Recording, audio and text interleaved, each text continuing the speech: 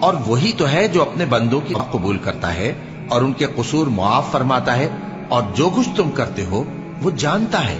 اور جو لوگ ایمان لائے اور عمل نیک کرتے رہے ان کی دعا قبول فرماتا اور ان کو اپنے فضل سے مزید عطا کرتا ہے، اور جو کافر ہیں ان کے لیے سخت عذاب ہے۔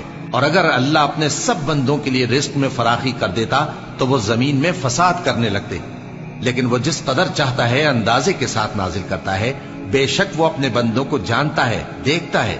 اور وہی تو ہے جو لوگوں کی نا امید ہو جانے کے بعد مے برساتا اور اپنی رحمت یعنی بارش کی برکت کو پھیلا دیتا ہے، اور وہ کارساز ہے، لائق حمد و ثنا ہے۔